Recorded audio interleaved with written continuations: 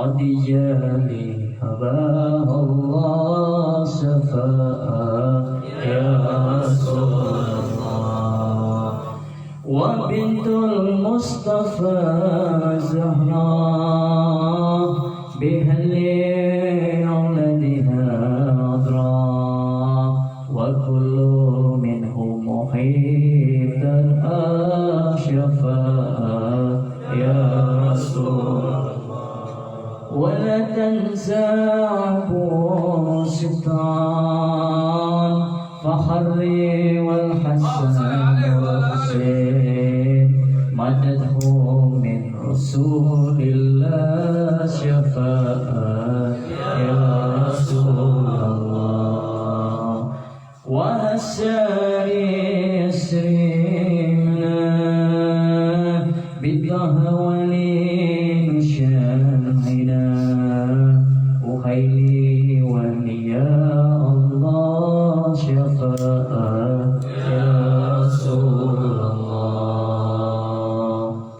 عليه صلوا مدى رمضان محمد سيد السلام وعليه واستعين الجاه شفاء يا رسول الله عليه صلوا مدى رمضان محمد سيد السلام وعليه واستعين الجاه شفاء يا رسول الحمد لله رب العالمين اللهم صل وسلم وبارك عليه وعلى آله اللهم صل وسلم وبارك عليه وعلى آله ومع شاء يقال في من وصفه القرآن وعرف عن فضائل التوراة والإنجيل والزبور والفرقان صلى الله عليه وجمع الله له بين رعيته وكلامه وقرنا اسمه مع اسمه تنبيه على رؤيا مقامه وجله رحمة للعالمين ونورا وملا بمولده قلوب شرورا اللهم صل وسلم وبارك عليه الحمد لله رب العالمين والصلاة والسلام على أشرف الأنبياء والمرسلين وعلى آله وصحبه أجمعين أما بعد Bismillahirrahmanirrahim. Assalamualaikum warahmatullahi wabarakatuh. Kecintaan seorang mukmin, lelaki maupun wanita kepada keluarga dan anak cucu Rasulullah SAW itu hukumnya wajib. Jika antum mukmin, jika antum Islam, jika kamu iman kepada Allah dan Rasulnya, maka wajib mencintai daripada keluarga Rasul dan anak cucu Rasulullah SAW. Di dalam manaqib Al-Habib Abdullah bin Alwi Haddad ini dalam kitabnya menjelaskan hukumnya wajib mencintai, memuliakan daripada keluarga Rasul dan anak keturunan Nabi Muhammad SAW. Karena mereka adalah pewaris daripada Nabi Muhammad SAW untuk mengembangkan daripada agama kepada umat manusia. Di antara ucapan Al-Habib Abdullah bin Alwi Al-Haddad tentang keutamaan keluarga dan anak cucu Rasulullah atau keturunan Rasulullah yaitu para habaib, keutamanya apa? Ini yang mengatakan Al-Wali Al-Kutub Al-Habib Abdullah bin Alwi Al-Haddad, Allu Rasulillahi ya baitu mutahharun mahabbatuhum makhrudatun kal mawaddah humul hamiluna syirri ba'da nabiyihim wa warrasuhu akrim biha min wirasati. Allah Rasulullah baitu mutahharun, keluarga Rasulullah SAW adalah keluarga yang suci. Mahabbatuhum makhrudatun kal mawaddah, ya, mencintai mereka itu merupakan kewajiban tersendiri. Humul hamiluna syirri ba'da nabiyihim, mereka adalah para pembawa rahasia agama ini. Jadi para habar itu yang membawa daripada rahasianya agama Islam. Karena tidak ada ulama manapun yang mengetahui tentang agama tanpa melalui keturunan Rasulullah yang dinamakan para habaib. Yang tahu agama Islam, yang tahu Al-Quran, yang paling utama ialah para habaib. Okay. Wa warrusuhu akrim biha min wirasatin. Jadi para ahlul bait keturunan Nabi Muhammad SAW, kata Al-Habib Abdullah bin Al-Haddad, mereka adalah pembawa rahasia agama Islam setelah kepergian daripada Nabi mereka, yaitu baginda Nabi Muhammad SAW. Dan mereka adalah pewaris para pewaris dari beliau Nabi Muhammad SAW. Maka kata Habib Abdullah bin Al-Haddad, muliakanlah mereka karena warisannya Nabi. Karena warisan Nabi yang berupa ilmu, yang berupa agama, yang berupa Al-Quran, itu yang pertama kali Nabi mewariskan untuk siapa? Yaitu kepada keturunannya. Jadi gak ada orang yang dapat memahami Al-Quran dan Islam kecuali daripada para habaib dahulu, untuk kiai ustaz. Makanya kan kita diwajibkan untuk cinta, mengikuti, belajar kepada para habaib. Paham? Dalam kitab ada ini. Yang heran saya.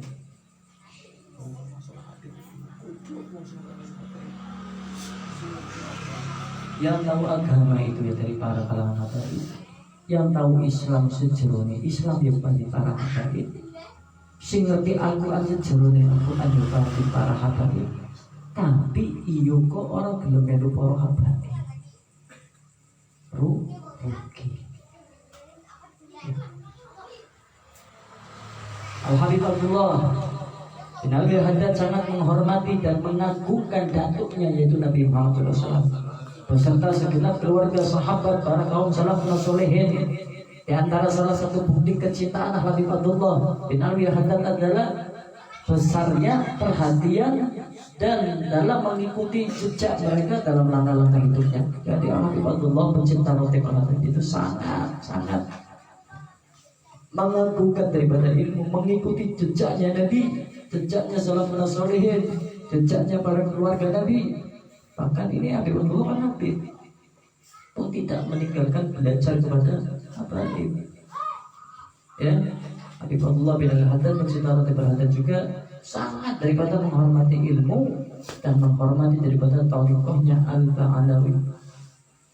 Min fadlillah alayya annahum lam yahsul minni iktaradun ala waliyillahi azza wa jalla qattu la batinan wala dhahira. Itu yang berkata Al-Habib Abdullah bin Al-Haddad, pencipta daripada Ratib Al-Haddad, mengatakan min fadlillah alayya annahu lam yasul minni, karena kemurahan Allah Subhanahu wa ta'ala kepadaku, maka aku tidak pernah menentang daripada para walinya Allah. Iktaradun ala wali, Nabi Habib Abdullah bin Al-Haddad tidak pernah menentang daripada para walinya Allah. Ya, azza wa jalla qatul labatinan wala dhahiran. Ya, kata Habib Abdullah, dia tidak pernah menentang daripada wali-walinya Allah sedikit pun, baik lahir maupun batin. Al-Habib Abdullah juga sangat menghormati ilmu dan ulama. Ia banyak memuji ilmu dan ulama. Ia menganjurkan orang yang menuntut ilmu itu harus dengan sungguh-sungguh. Ya, Habib Abdullah bin Al-Haddad mengatakan dan menganjurkan kepada para muridnya agar orang yang menuntut ilmu jenengan kulonge kabeh lagi belajar agama, harus didasari dengan kesungguhan, seperti yang dikatakan Habib Abdullah bin Al-Haddad. Orang yang belajar, mempelajari agama, menuntut ilmu agama, baik tua, kecil, besar, laki-laki, perempuan, itu harus dengan sungguh-sungguh sepanjang usianya. Sebagaimana yang dikatakan oleh Habib Abdullah bin Al-Haddad, wa majadnal khair kullaha illa fi ilmi.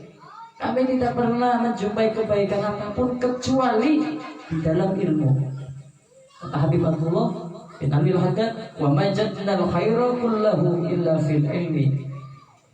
Ya, kita semua tidak akan pernah menjumpai kebaikan kecuali dalam ilmu. Ya. Walau la ilmu ma'arafal abdu rabbahu wala arafa kaifa ba'dahu fastahid ya ahi fi talabil ilmi. Andai kata tidak ada ilmu, ini kata Habib Abdullah, maka seseorang tidak akan dapat mengenal akan Allah Subhanahu wa taala. Orang mungkin jangan kenal Allah karo Nabi, ini orang ngerti ilmu.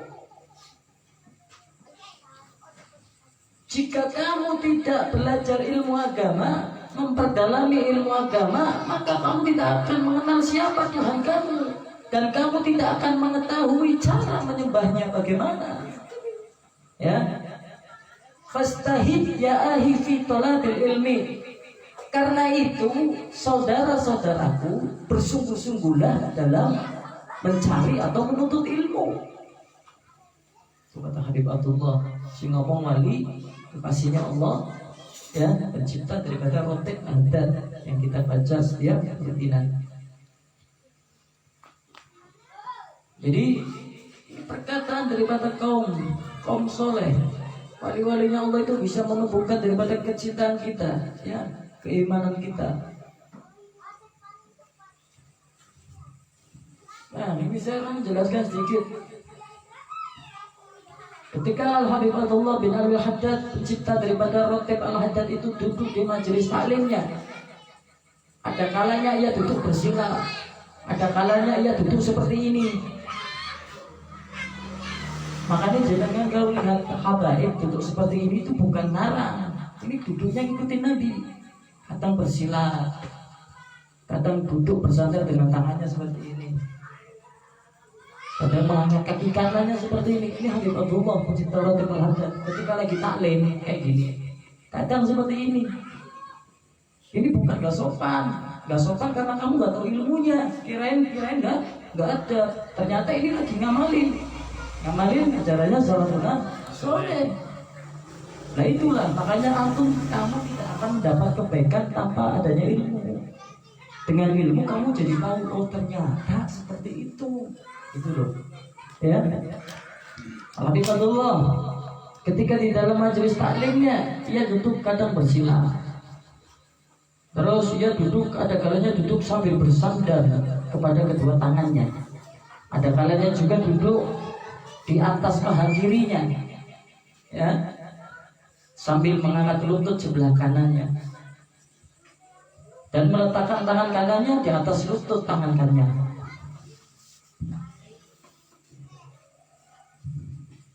Ini Nabi Umar bin Khattab juga sering kayak gitu, duduk di atas paha kirinya, ya. Kan kamu nggak tahu ilmunya kayaknya orang sopan ya. Orang sopan ini, padahal Nabi sendiri pun seperti ini. Di dalam majelis taklim lagi, ini memang seperti ini, kan? Dan Al-Habib Abdullah bin Abil Haddad, pencipta daripada Rotib Al-Haddad itu selalu ketika di majelis taklimnya, ketika mengajarkan ilmu, ia ceria, berwajah ceria. Ya, berwajah ceria dan tidak pernah lepas daripada senyuman. Senyumannya itu tidak tertawa sampai giginya terlihat banyak, hanya senyum. Kalau kamu tertawa, Habib Abdullah sedikit tertawa, banyak senyum. Itu baik di dalam majelis taklimnya ataupun di luar majelis taklimnya. Mukanya tidak pernah masam, cemberut, ya. Wajahnya itu bercahaya bagi bulan purnama seperti datuknya Nabi Muhammad SAW.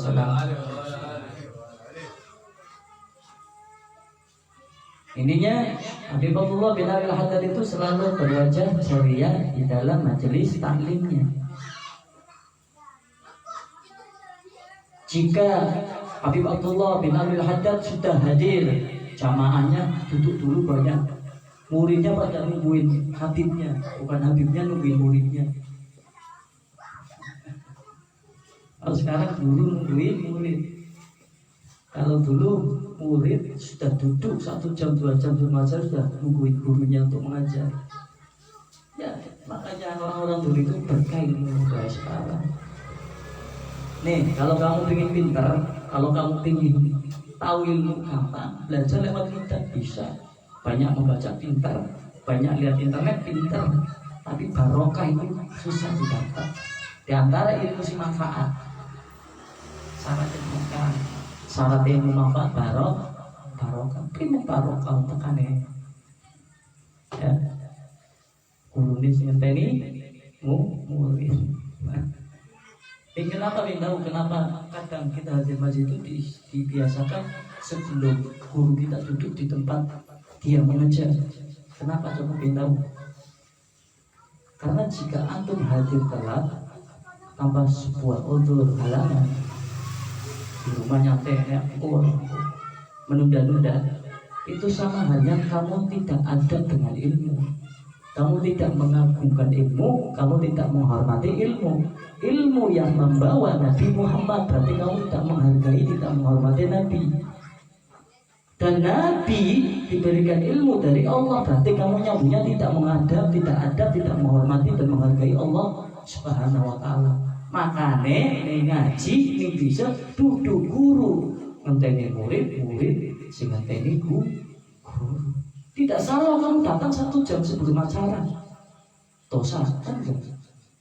Duduk saja kamu dapat pahala walaupun acaranya belum dimulai. Jika kamu selalu menunda-nunda kebaikan di dalam hal majelis, hadirnya tanpa ada usul halangan, menunda-nunda, nanti. Itu sama halnya kamu tidak menghargai ilmu, tidak menjunjung, menghargai, tidak ada kepada ilmu. Kalau sudah tidak ada kepada ilmu, berarti kamu tidak ada kepada Nabi. Nabi di orang sopani macam orang. Lah sing duwe ilmu Nabi sih. Ning wis ora sopan karo Nabi itu jelas kowe seorang beda ada karo Allah. Lah nek kowe ora ada karo Allah, karo Nabi, karo ilmu, karo guru, primen carane ilmu itu dadi karo manfaatnya bakal manfaat. Manfaatnya primen. Wong Allah karo Allah wis ora ada. Makanya jangan kau main-main dengan 2 perkara ini. Majelis ilmu. Ya, jangan main-main. Yang pertama itu majelis ilmu, kamu nggak bisa main-main. Makanya Habib Abdullah bin Haddad dalam kitabnya, orang yang nuntut ilmu itu harus sungguh-sungguh, lebih sederhana kayak DPR. Tujuan kamu ingin dapat ilmu, manfaat, keluargamu selamat. Selamat bagaimana? Kamu aja nggak adab sama ilmu, nggak adab sama guru, nggak adab sama Nabi, ya jelas nggak adab sama Allah. Jadi sambung, nyambung menjadi satu. Bukan urusan sama saya, bukan. Kalau saya kamu nggak usah sopan sama saya masa butuh. Jangan orang menghormat aku orang mikir ini. Tapi jangan wis sangkut protek karo Nabi, kalau Allah apa terima. Iya, dan seperti itu. Introspeksi gitu. Oleh berkah kepriye. Sedangkan katanya antum tahu adab itu tinggi kedudukannya. Ngertiin antum ya adab ya sih halus ya lagi jago mateo amputan gitu. Adab seperti itu ya taunya kamu. Depan jalan depan di depan orang tua menunduk itu ketaunya kamu adab seperti itu tok sih. Di majelis diem tok. Taunya seperti itu ya ada. Orang diem itu berarti beradab itu.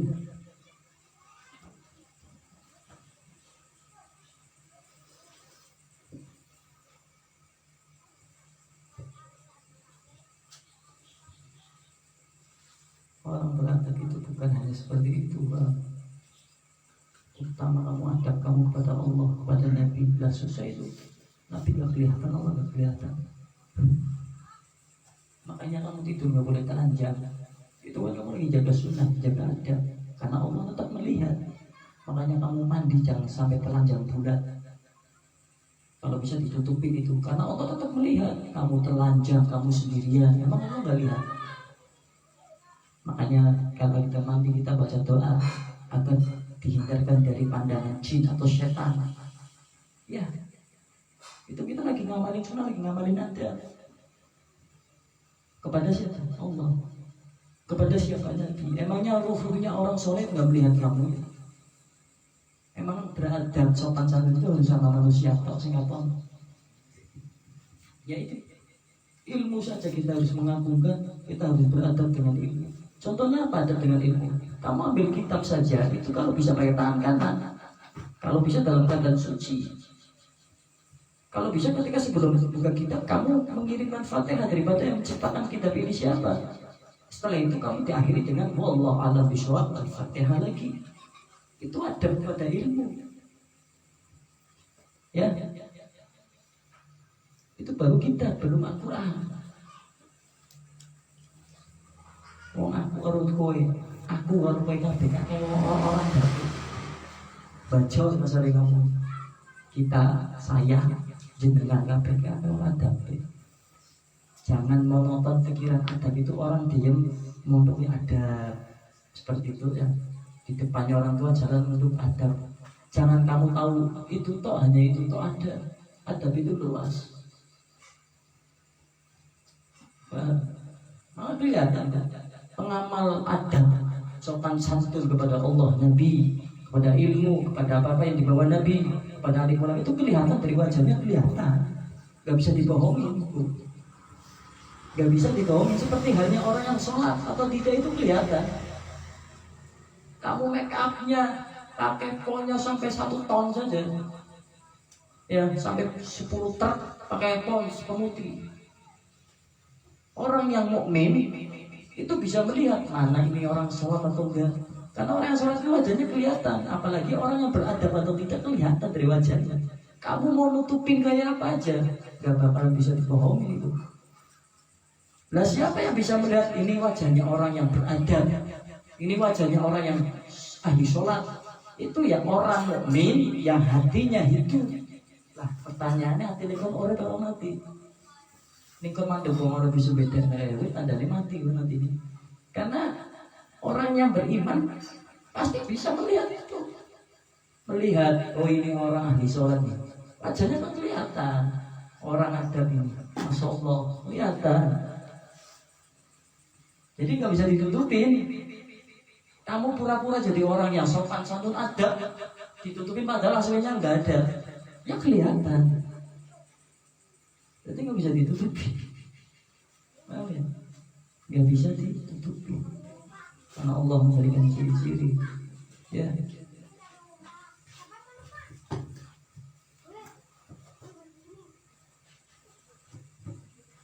Jadi adab itu penting, nggak bisa sembarangan.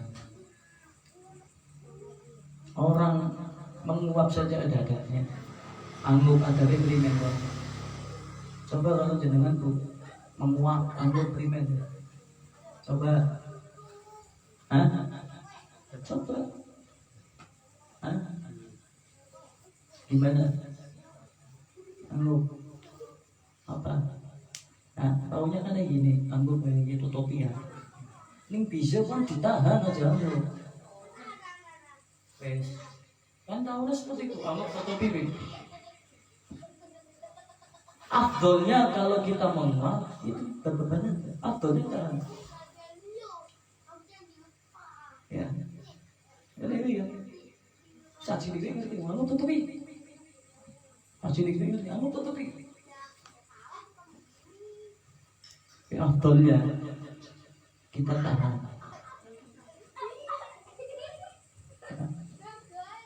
Ini itu.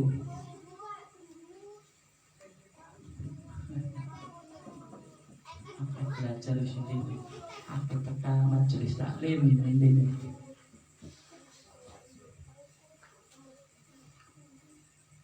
Ada beda. Kamu itu jangan banyak memperbanyak amal kebaikan. Ning bisa sing diutamakan akeh ninggal maksiat di sini. Akeh ninggal maksiat. Ya.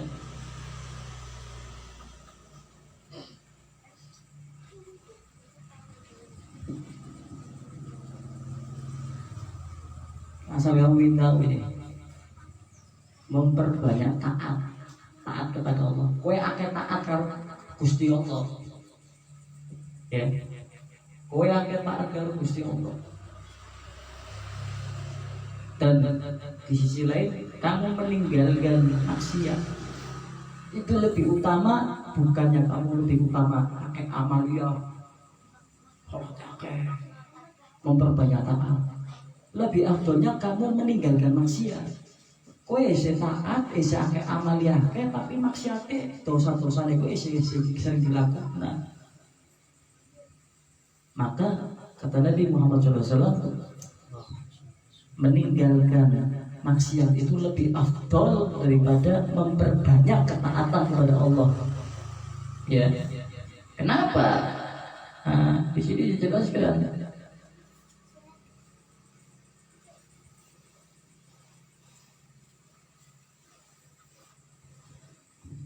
Kata Rasulullah, amal yang paling afdol itu adalah ninggalin maksiat. Wa ma nahaitukum anhu fastanibu wa ma amartukum bih fa'tu minhu mastata'tum. Kata hadis Nabi, kata Nabi itu dijelaskan, apapun yang saya larang maka jauhi. Ya, kata Nabi seperti itu. Dan apapun yang saya suruh maka jalankan. Kenapa Nabi mengatakan yang pertama apapun yang saya larang jauhi? Bahwa manusia umat Nabi terlebih dahulu itu meninggalkan maksiat, bukan menjalankan kebaikan dulu, tapi ninggalke perkara sing ora apik. Paham? Kamu banyak amal, nah itu dosa kerasane ora dilang-ilang apa tobat.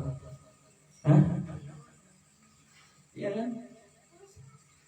Banyak amal, tapi kamu banyak suka suudon sama orang, amalnya tak akeh. Sholat sunnah iki yang majelis terus, tapi pikiran seringnya suudon. Makanya kata Nabi Muhammad SAW, afdalnya itu meninggalkan maksiat terlebih dahulu, baru taat. Kenapa? Bib, saya mau tanya kenapa sih Bib? Terlebih afdalnya itu kita meninggalkan maksiat, aku minta kok. Kenapa? Kita disuruh Nabi untuk meninggalkan maksiat terlebih dahulu, bukannya untuk melakukan kebaikan dahulu. Kalau urusan melakukan kebaikan, ingin tahu wong kafir itu mukmin itu bisa sedekah, bantu masjid, ono wong kali dine duit, bener ora? Tukang mendem itu bisa meweh, wong orto sholat itu bisa meweh, nyumbang santunan anak yatim. Urusan kebaikan siapapun bisa melakukan kebaikan, bener? Iya. Coba urusan untuk meninggal maksiat, tukang nginu apa ninggalan nginunya gelem, sungkan berat. Tukang kerumpi apa ninggalan kerumpine gelem, sungkan berat. Tukang orto sholat kapan jadi wong sing gelem sholat gelem, angel berat. Makanya kata Nabi, tinggalkan maksiat itu lebih afdol daripada memperbanyak taat. Kalau seperti itu, kamu banyak taatnya, tapi maksiatnya si jalan, akhirnya sholatnya orang ganggu. Sedangkan sholat bisa mencegah perbuatan keji mungkar, maksiatnya tetap jalan. Berarti sholatmu orang ganggu. Hadir majelisnya galdina, ngajine galdina, dipaksakan. Tapi maksiat cangkem, maksiat tangane, maksiat sekali isi dilakukan. Yo ber. Dan aku yakin saya atau kamu pasti punya maksiat yang tersembunyi. Maksiat kan bentuk akeh. Sing ngerti awakmu dhewe. Apa lah keburukan jenengan sing wong liya orang ngerti apa? Sing ngerti awake jenengan bener. Apa nih nomongan dablek ora sholat subuhan? Hah? Bener kan? Apa jenengan sungkan, pelit, urusan meweh? Maksiat kowe. Apa atine jenengan irinan, atine aku dendaman, wis ngerti kan awake dhewe. Makanya kata Nabi, tinggalkanlah maksiat terlebih dahulu, baru perbanyaklah taat kepada Allah dan Rasulnya. Saya politik wale akeh amale. Akhirnya gue siapa bisa amal. Akeh masjid dibangun kan disumbangane wong Kristen. Akeh wong bantu anak yatim piatu, muharramat wong sing ora salat judi. Aku nitip blabang dasare wong blabang sih ya. Dosane sakit seneng judi togel. Maaf mari kafe, tapi anak santunan yatim mewek. Tolong aku 100.000 santunan yatim. Maka kebaikan itu siapa saja bisa melakukan, bahkan orang non muslim, orang bukan Islam aja bisa melakukan kebaikan. Contohnya apa? Cristiano Ronaldo sih nyumbang Palestina sepatu emasnya, ya digelari dia memiliki sepatu emas dijual untuk donasi ke Palestina. Islam bukan Cristiano Ronaldo, bukan Islam, tapi bantu saudara-saudara kita yang Islam di Palestina. Maka urusan kebaikan siapapun, pendosa sekalipun, penjahat gajinya kayak apa tetap bisa melawan api. Tapi kalau urusan meninggalkan maksiat itu orang-orang pilihan Allah. Makanya waktu dipilih Allah pasti tambah siting akan ninggalan maksiat males, ninggalan maksiat orang sholat, ninggalan maksiat senengnya hibah orang, ninggalan maksiat seneng hati diri, dendam, suudon. Ning kowe isih akeh kaya kowe ne, berarti kon wong sing durung dipilih Allah dan wong sing durung ditunjuki jalan sing diridhoi Allah. Derajat seseorang diukur jenengan derajatnya di matanya Allah tinggi, bagus atau tidaknya. Seorang mukmin muslim derajatnya dua, dipandang duduk akeh amal, sholat akeh, hadir majelis didui. Si dipandang apa? Seberapa banyak maksiat dohir ataupun batin yang kamu tinggalkan. Keburukan yang ada dalam hatimu, dalam jasadmu, seberapa banyak yang kamu tinggalkan karena Allah. Allah menilainya bukan kamu banyak ngelakuin perbuatan baik, tapi Allah menilainya seberapa banyak maksiat yang kamu sendiri ketahui ataupun yang orang lain tidak ketahui yang kamu tinggalkan. Karena perkara meninggalkan maksiat itu berat. Setiap pagi sukanya makan bubur, terus diganti suruh makan jagungnya nggak bisa. Kesukaannya makan bubur diganti suruh makan jagung, ya orang bisa. Ya maksiat kan sesuai ya dengan hawa nafsu. Senengannya itu akeh, kuntangi sok itu semua bisa. Ya senangannya hadir majelis ngaji ini seminggu bisa kok. Kon selalu aktif seminggu terus ya bisa. Ini gitu. Senangannya ngerasani wong kuningkan orang ngerasani wangian. Makanya orang-orang yang meninggalkan maksiat itulah orang-orang pilihan Allah. Dan meninggalkan maksiat itu lebih afdal daripada memperbanyak taat atau memperbanyak kebaikan kepada Allah. Kenapa? Karena hal dalam melakukan kebaikan siapapun bisa melakukan kebaikan, bahkan penjahat kelas apapun bisa melakukan baik, pelacur pun bisa melakukan kebaikan pada seekor anjing. Namun dalam hal urusan meninggalkan maksiat besar ataupun kecil itu ialah orang-orang yang telah dipilih Allah Subhanahu wa Ta'ala. Ya. Paham? Jadi jenengan dan jangan bilang dalam diri jenengan apa di maksiat menurut saya di dosa di salah mesti di maksiat. Orang mungkin orang di maksiat. Kowe sholat mesti orang maksiatnya apa? Dipikir muhasabah coba balik renungi apa aku sih kelakuan aku sih orang apa ya? Aku mulai ditinggal kowe sithik-sithik. Akeh mesti aku akeh omane kowe. Ya, aku akeh temen, lakukan aku semua rapi akeh temen. Amal ngente. Kan seperti itu. Makanya nanti pulang dipikirkan. Lakukan aku semua rapi, semua orang ngerti apa.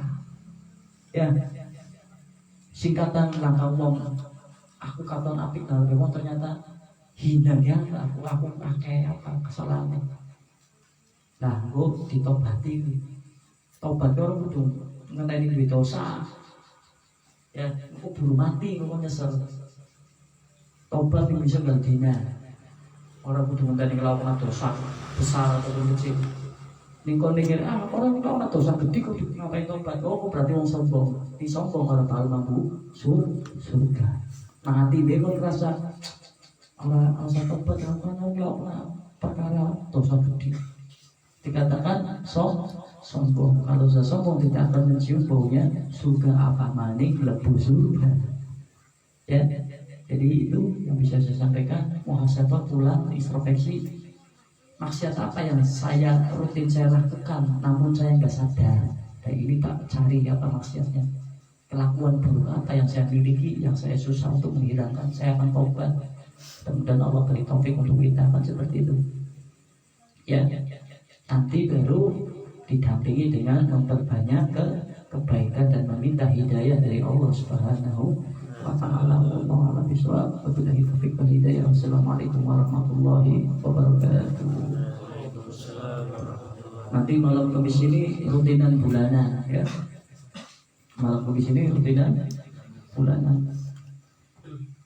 Allahumma salli wa sallim wa barik alaihi wa ala alihi يا بدر بهذا كل كمالي ماذا يعبر عنه لك مقالي أنت الذي أشرف في أفق الأولى وما حوت بالأنوار كل ضلال صلى الله عليه وجدنا نار الكون يا علم الهدى بنور والإنعام والإفضال وصلى عليك الله رب دائما أبدا مع الإبكار والأصال صلى الله عليه وعلى جميع العالي والأصحاب من قد خصه رب العلا بكماله اللهم صل وسلم وبارك عليه اللهم صل وسلم وبارك عليه وعلى اله. بسم الله الرحمن الرحيم. الحمد لله رب العالمين والصلاة والسلام على سيدنا محمد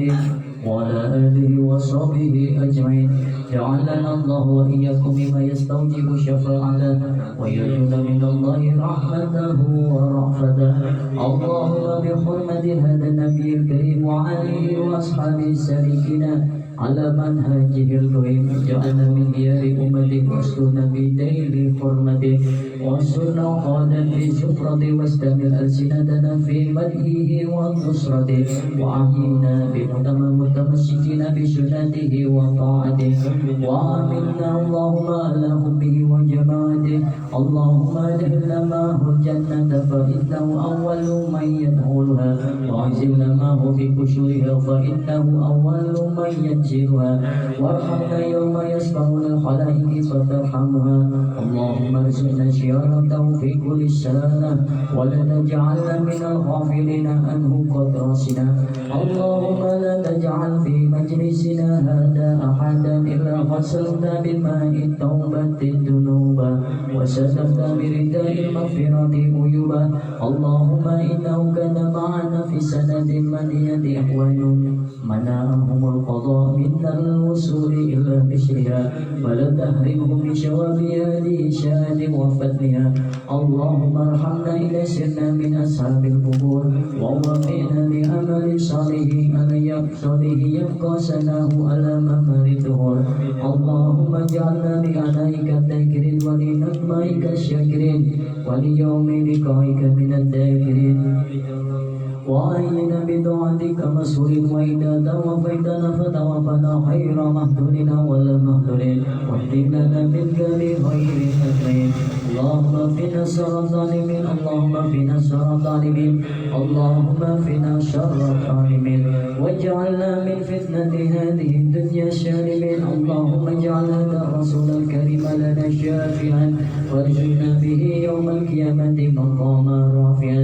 اللهم اشفنا من حول نبيك محمد صلى الله عليه وسلم شربة هانئة مريئة لا نظمأ بعدها أبدا واحشرنا تحت لوائه غدا واغفر لي اللهم بجاهه لنا ولوالدينا ولمشايخنا ولمعلمينا وذوي الحقوق علينا فعل الخير في هذه الساعة ولجميع المؤمنين والمسلمين والمسلمات إنك مجيب الدعوات وغافر الذنوب والخطيئات يا أرحم الراحمين. وصلى الله على سيدنا محمد وآله وأصحابه وسلم بفضل سبحان ربك رب العزة عما يصفون والسلام على المرسلين والحمد لله رب العالمين. الصلاة والسلام عليك يا سيد المرسلين. الصلاة والسلام عليك يا خاتم النبيين. الصلاة والسلام عليك يا من أرسلك الله رحمة للعالمين. رضي الله تعالى سبيل السبيل أجمعين. إن الله وملائكته يصلون على النبي يا أيها الذين آمنوا صلوا عليه وسلموا تسليما. فاتحة.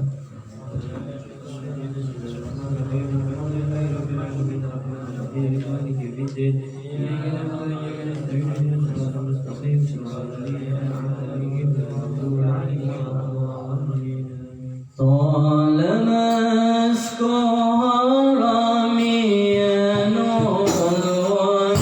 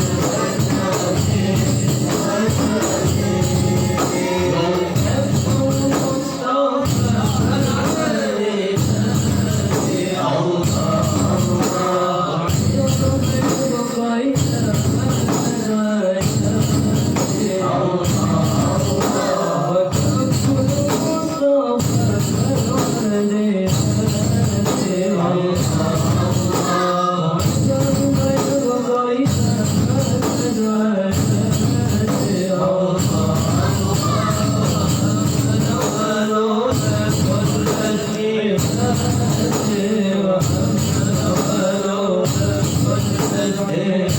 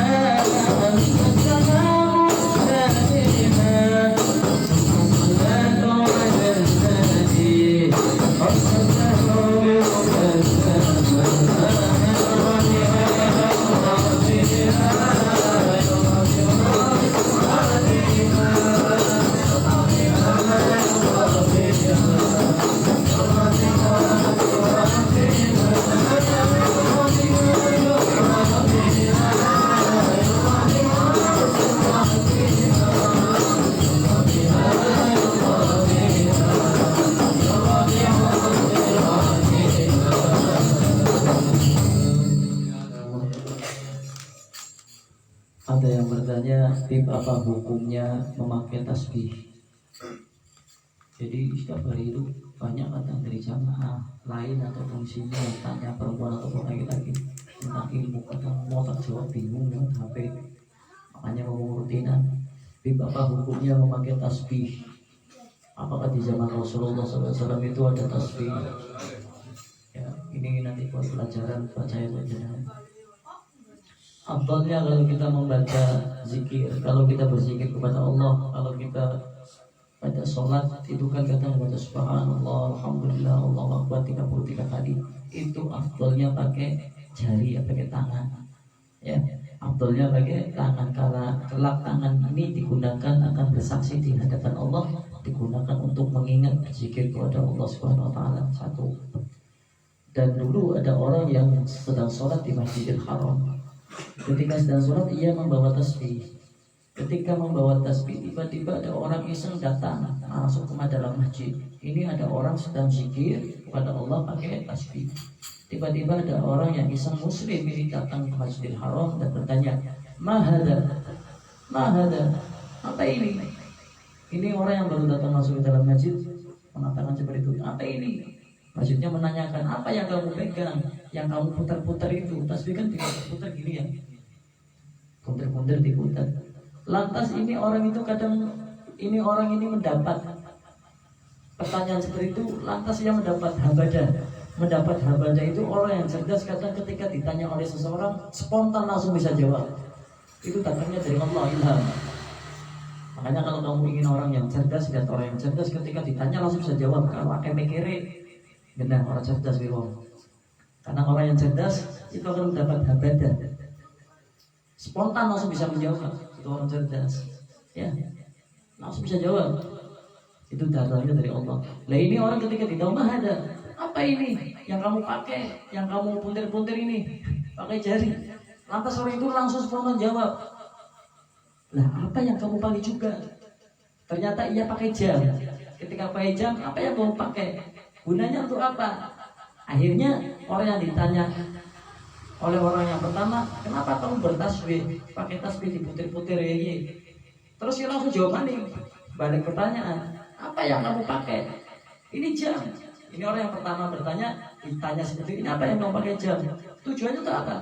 Tujuannya untuk mengingat waktu sholat.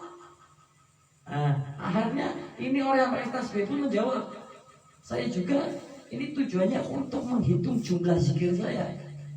Intinya hakikatnya tasbih itu ialah, atau kata para alim ulama, tasbih itu hanya sebuah alat, ya, alat untuk menghitung jumlah daripada zikir kita.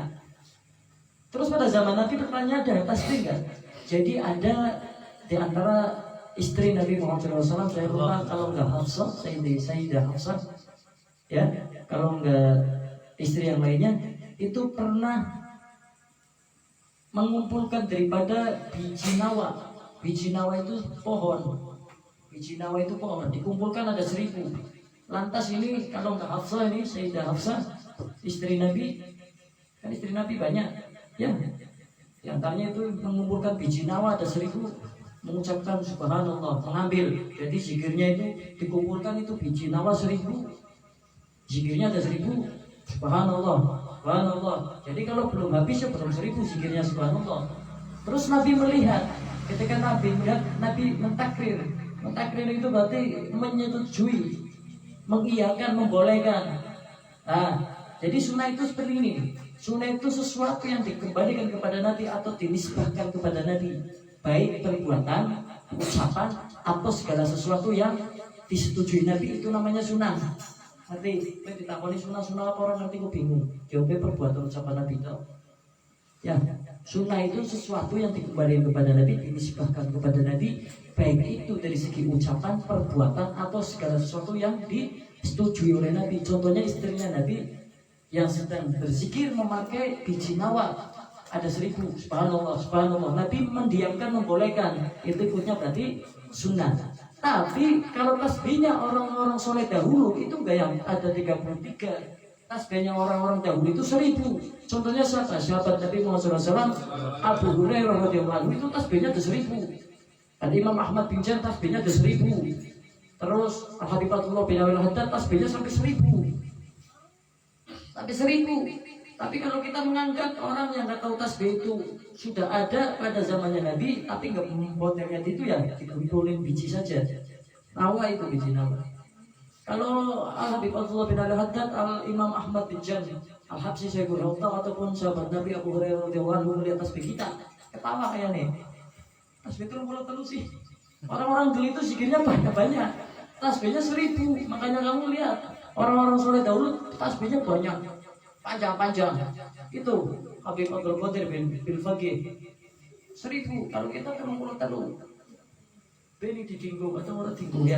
Jadi itu pertanyaan dari jamaah. Jadi apa ini HP bunyi, tapi ada yang kadang tak jawab, ada yang enggak. Tanyanya lewat HP juga. Kalau bisa tanyanya pas saling. Ya. Jadi seperti itu. Jadi tasbih itu hanya sebuah alat untuk menghitung daripada jumlah zikir kita kepada Allah. Kalau orang dulu dari Abu Hurairah 1000 zikirnya, tasbihnya itu 1000.